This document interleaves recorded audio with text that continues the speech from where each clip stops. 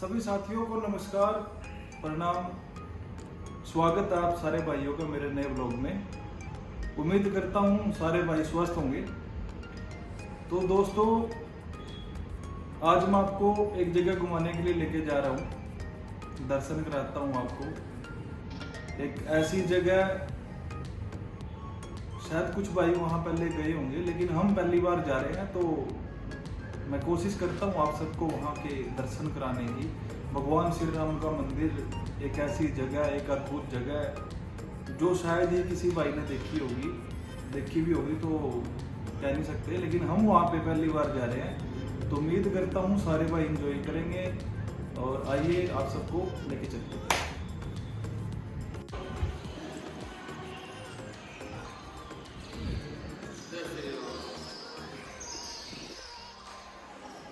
जय श्री राम। ये देखिए दोस्तों, बिल्कुल ही सुनसान जगह है, सुनसान एरिया, सुनसान। ये अंग्रेजों के टाइम का बनाया हुआ है कहते हैं। और ये देखिए, आज आप सबको दर्शन करा दिए अपने साथ। ये देखिए, ऐसी जगह को देखने को दिल करता है दोबारा एक बार देखने का, ऐसे दृश्य को। ये दूर दूर से यहाँ पे फॉरेनर भी आते रहते हैं इस लोकेशन पे इसको देखने के लिए। ये देखिए, ये कोई ज़्यादा टाइम नहीं हुआ है अभी। ये देखिए दृश्य इस साइड से, ये इसका इस मंदिर का दृश्य है जो आप लोग देख रहे हैं।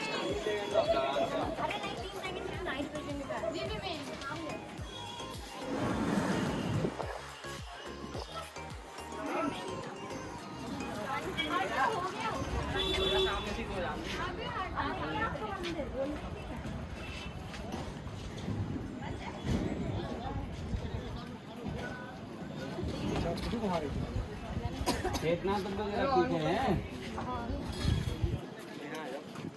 है ना, तोड़ दिया है बस।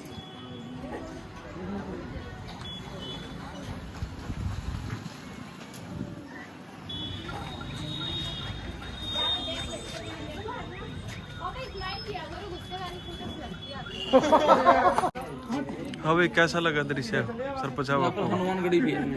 क्या क्या है यहाँ पे? मंदिर उधर से नहीं नहीं, वो छोटा जाए रात में तो ना। क्या होता है रात में वैसे? सारा राज्य संभाल के ना उधर जाते हैं। क्या होता है? रात को राज्य सारा संभाल के ना। ठीक है, तो पुलिस वाला बंदूक ही ठीक है। ये अंग्रेजों का बनाया हुआ है ये? नहीं नहीं नहीं, ये राजा महाराजा है। राजा महाराजा। और राम जी का भक्त था वो, राजा रानी, उनका इतिहास में पढ़ा। वो क्या है उधर सामने? वो राजा का महल था। अच्छा, वो महल था। बनाया था, और ये उसने मंदिर बनाया था राम जी के लिए। और उससे पहले उसका महल वो था जहाँ पर मूर्ति स्थापित होगी, वहीं पर मूर्ति स्थापित हो जानी, वो तो चुप नहीं सकता है। अच्छा जी। और मूर्ति स्थापित होगी तो फिर है। जितेंद्र सर, काफी नोजल है आपको भी। नहीं, नोजल है इनको। आ जाओ सर, उधर नहीं, आ जाओ उधर।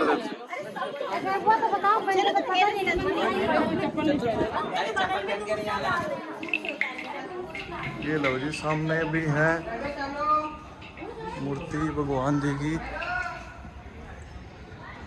ये देख लो आपके सामने, भगवान जी के दर्शन भी करा देते हैं आपको। ये देखो,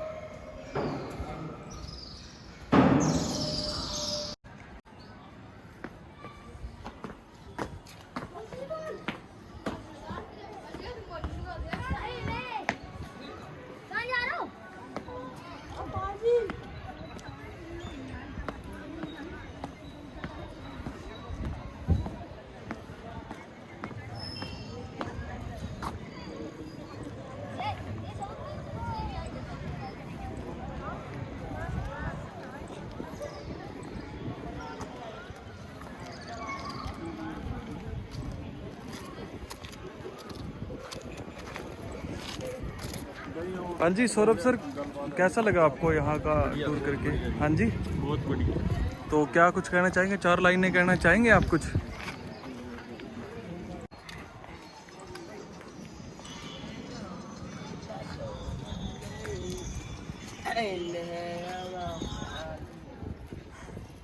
गालो काय नहीं आ रहे। स्टार्ट। अरे सुनाओ यार, गाओ अब। गाओ तो। अरे दोस्त, हम आपका गाना सुनने के लिए वापसी आए हैं यार, भाई वो गाना सुना दो यार कोई 4 लाइनें। जो हम गाना बजाने। चलो स्टार्ट। जल्दी जल्दी जल्दी भाई शर्म कर। जय गा तो भाई ने आया है। भाई बताना दोबारा, क्या स्टोरी थी है यहाँ की? यहाँ के जो राजा थे मधुकर साहब, ओके वो थे कृष्ण भक्त। ठीक है। थी कुंवर गणेशी बाई, वो थी राम भक्त। ओके तो एक दिन राजा रानी में आपस में थोड़ा बहस हुआ ठीक है कि कौन अपने भगवान को लेकर आएगा। तो राजा ने कहा आप मेरे साथ वहाँ घूमने चलते हैं। रानी बोली नहीं, मैं तो राम जी को प्राप्त करूँगी और राम जी के पास जाऊँगी। तो राजा बोले कि ठीक है, आप राम भक्त हो तो आप अपने राम को लेकर आओ, तभी मैं विश्वास करूँगा। तो रानी अयोध्या चली गई। तो राजा ने कहा अगर लेकर आओगी राम को तो वापस आना, अन्यथा नहीं आना। तो रानी अयोध्या गई। अयोध्या में तपस्या की उन्होंने खूब। तपस्या करने के बाद उन्हें राम के दर्शन नहीं हुआ। तो वहाँ जो सरयू नदी है उसमें आत्मादाह करने लगी। जब सरयू नदी में आत्मादाह किया तो डुबकी लगाई, लेकिन वो बाहर आ गई। दोबारा फिर उन्होंने आत्मादाह करने की कोशिश की तो उनके गोद में एक बाल स्वरूप में राम की प्रतिमा आ गई। वो प्रतिमा कहा जाता है, ग्रंथों में लिखा हुआ है कि जब राम राजा रावण से युद्ध करने जब वनवास पे गए हुए थे तो अपनी एक प्रतिमा छोटी सी कौशल्या माँ को दे गए थे। कौशल्या माँ ने 14 वर्ष अपने पास वो प्रतिमा राम के रूप में रखी। जब राम जी अयोध्या लौट कर आ गए युद्ध के बाद, ठीक है, तो वो प्रतिमा उन्होंने सरयू नदी में विसर्जित कर दी थी। वही प्रतिमा रानी के गोद में बाल रूप में आ गई। तो उन्होंने कहा कि आप मेरे साथ चलिए, मैं आपको ले जाने आई हूँ। तो राम राजा सरकार ने 3 वचन रखे, उन्हें शर्त भी कहते हैं। ठीक है। 3 शर्तें कि पहली शर्त होगी, मैं आपके साथ एक पुष्य नक्षत्र पड़ता है, जो सबसे बड़ा नक्षत्रों में सबसे बड़ा नक्षत्र होता है 26 घंटे का, और 27 दिन में एक बार आता है। बाकी नक्षत्र 24 घंटे में एक बार आते हैं। एक बार 30 दिन में एक बार आते हैं। ये 27 दिन में एक बार आता है। ठीक है। तो उसकी मान्यता यहाँ बहुत है। बहुत लोग पैदल यात्रा करते हुए यहाँ पुष्य नक्षत्र में आते हैं। तो पहली शर्त रानी ने मान ली। दूसरी शर्त कि आप मुझे अपनी गोदी से यहाँ विराजमान कर दोगे, मैं वहाँ से नहीं उठूँगा, वहीं विराजमान हो जाऊँगा। रानी ने वो भी शर्त मानी। तीसरी शर्त कि आप मुझे जिस राज्य में लेकर जाएंगी मैं उस राज्य का राजा रहूँगा। ठीक तो है। एक पूरे विश्व में रामचंद्र जी का ये पहला मंदिर है। यहाँ राजा के नाम से राम राजा की पूजा होती है। और राम जी को 8 पैर की सलामी दी जाती है। 4 टाइम सुबह दी जाती है गार्ड ऑफ ऑनर, और 4 टाइम शाम को दिया जाता है रात्रि में। अच्छा। ये ऐसा पहला मंदिर है, रात को 8 बजे खुलता है। बाकी मंदिर हिंदुस्तान में 4 बजे 5 बजे शाम को खुल जाता है। ये 8 ही बजे खुलता है। तो रानी ने खबर पहुंचा दी कि मैं भगवान को लेकर आ रही हूँ। भव्य 4 भुजाओं वाला मंदिर बनाया जाए। तो मंदिर के बगल में एक चतुर्भुज मंदिर बना हुआ है। 4 भुजाओं आप देखेंगे तो 4 भुजाओं का मंदिर दिखेगा। ठीक उसी के सामने रानी का शयन कक्ष है।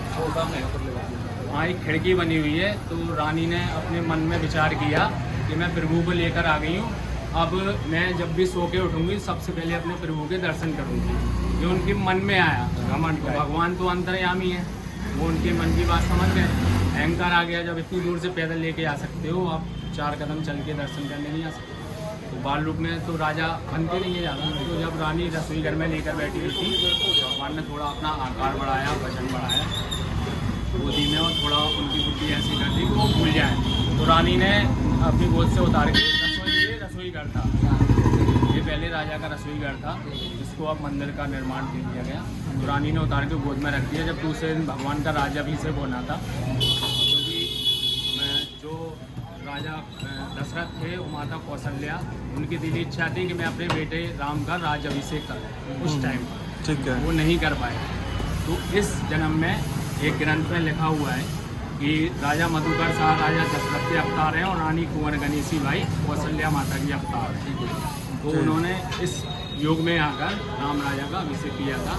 लेकिन जो प्रतिमा है वो प्राण प्रतिष्ठा नहीं हुई थी, ऐसी ही विराजमान हुई, ऐसी विराजमान हुई। तो वो मंदिर पे खंडर हो गया था।